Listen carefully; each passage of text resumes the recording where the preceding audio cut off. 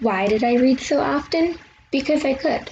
Growing up, I never identified as a reader or writer. Reading was just something people did. It was nothing special, not something to be celebrated. It was just a part of life. I credit my school and my home for shaping me into the lifelong reader and learner I am today. We'll start with my school. I attended a very traditional, diverse Catholic school from kindergarten through 8th grade. Each year, my classroom had 32 students and one teacher, and each year, every child was successful. All of us left Our Lady of Mercy with an incredible foundation. Our daily 30 minutes of phonics and then spelling and word study ensured that every child knew how to crack the English code, one of the most foundational skills necessary to become a skilled reader. Worldly Wise, a vocabulary program, focused on applying new words to situations and texts and using our newly learned words and responding to questions about these texts. Voyages in English was originally developed by Jesuits in the 1800s with the purpose of helping immigrants succeed in the business world. Therefore, while teaching the rules of grammar, the program also incorporated a variety of background knowledge. Each month from 2nd grade through 5th grade, we memorized a poem or prayer ranging from the silly to the traditional. Recently, I came across research from Timothy Rosinski on the benefits that reciting poetry has on a person's reading fluency. These 4 critical elements built our foundational reading skills. The next 4 elements were equally as important and much more engaging for me as a student. The daily read-aloud block was a sacred time to read novels and stories that transported us to other worlds.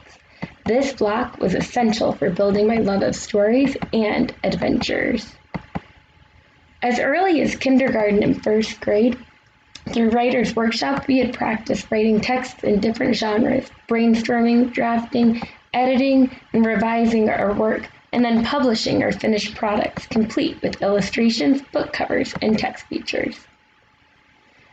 Science and social studies were part of our daily curriculum every single day for 9 years. These opportunities built up my background knowledge, allowing comprehension to feel natural and effortless. We read about, researched, and presented on geography, history, economics, government, and culture. We read a chapter of our science book each week, answering questions and conducting related experiments.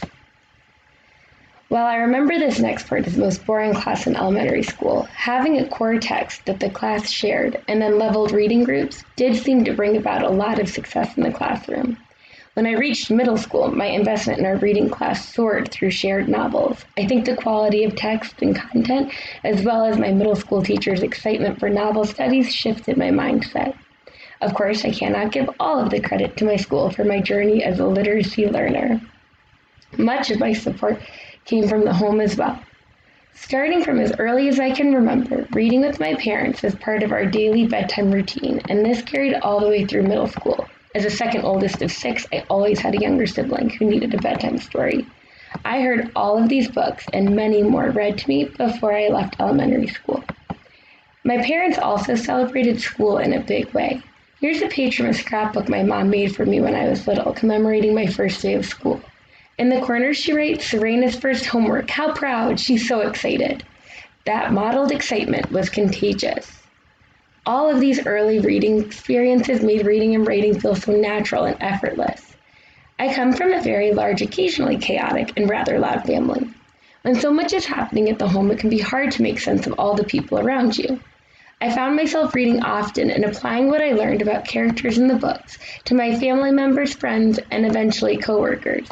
When you read enough, eventually most situations you encounter begin to feel very familiar, and your world makes a little more sense. In addition to this, I used reading and writing as a peaceful escape.